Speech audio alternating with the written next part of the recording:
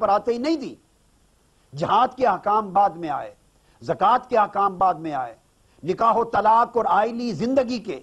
احکام بعد میں آئے, سود کی حرمت اور شراب کی حرمت کے احکام بعد میں آئے,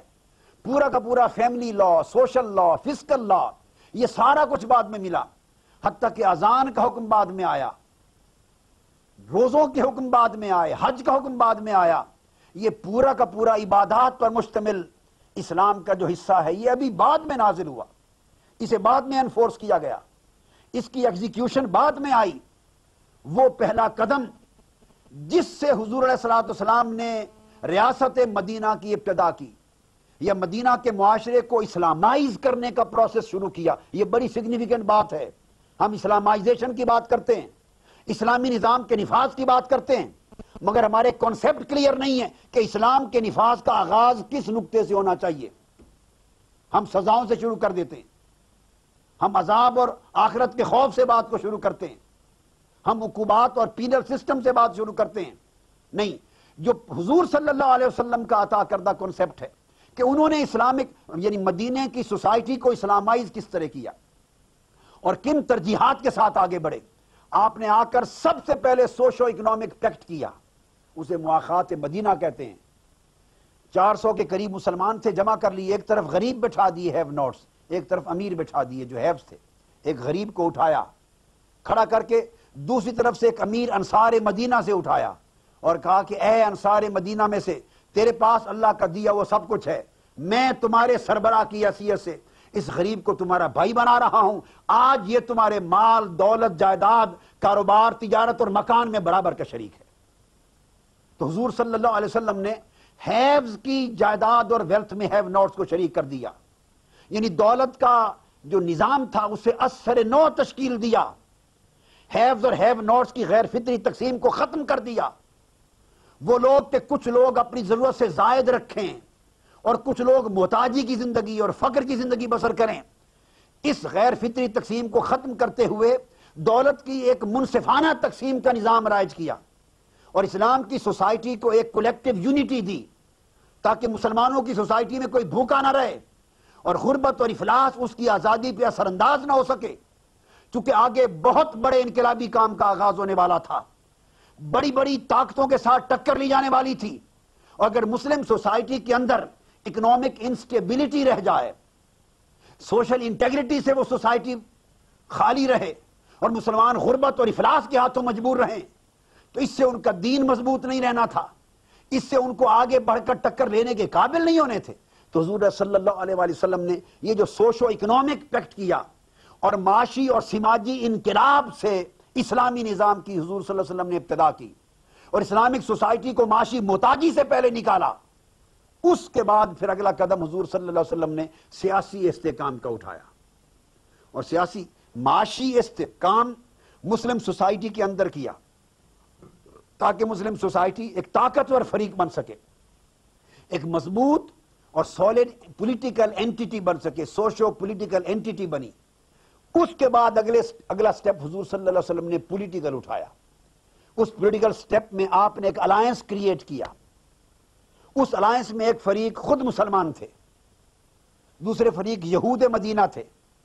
اور ساتھ تیسرے وہ غیر مسلم قبائل تھے, مشرک قبائل جو مدینہ اور گرد و نواح میں رہتے تھے. ان میں کچھ یہودیوں کے الائز تھے, کچھ نہیں تھے. تو یہ 3 فریق تھے. میجر فریق 2 تھے, مسلم اور جیوز, کرسچنز بھی تھے آف کورس, اور دیگر مشرک قبائل بھی تھے. تو ایک پولیٹیکل الائنس بنایا, یہاں سے ایک براڈ بیس ایک سوسائٹی کریٹ کی, ہیومن سوسائٹی, اور پیسفل لیونگ کے ایک انوائرمنٹ کو کریٹ کیا. اس معاشرت کے اندر حضور علیہ الصلوۃ والسلام نے لیو اینڈ لیٹ لیو کا ایک جمہوری اصول وضع فرمایا. ایک ایسے معاشرے کے بانی بنے جس معاشرے میں مسلمان بھی رہیں, یہودی بھی رہیں, عیسائی بھی رہیں, دیگر غیر مسلم بھی رہیں, اور وہ ایک پولیٹیکل اینٹیٹی بن کے رہیں, وہ معاشرے اور سماج کا ایک حصہ بن کے رہیں, ایک دوسرے کے محافظ بن کے رہیں, ایک دوسرے کے دکھ درد میں شریک ہو کے رہیں. اس معاشرے کے بانی حضور نبی اکرم صلی اللہ علیہ وسلم کی ذات گرامی. اس سے پہلے تاریخ انسانیت میں کسی مذہب نے ایسا معاشرہ تخلیق کر کے نہیں دکھایا تھا, کسی نظام اور کسی فلسفے نے ایسی سوسائٹی کریٹ نہیں کی تھی جس میں مختلف المذہب، مختلف المسلک، مختلف العقیدہ لوگ، جن کے عقائد آپس میں کنفلکٹنگ ہوں، کانٹراڈکٹری ہوں، جو الگ الگ ریلیجس اینٹیٹیز ہوں، الگ الگ اکنامک اینٹیٹیز ہوں، الگ الگ پولیٹیکل اینٹیٹیز ہوں، اور ان کے مفادات کا تصادم بھی ہو۔ تاریخ انسانیت کسی ایسی عظیم ہستی اور لیڈر کی مثال پیش نہیں کرتی جس نے ایک ایسی سوسائٹی کریٹ کی ہو کہ سارے کانفلکٹ ریزالو کر کے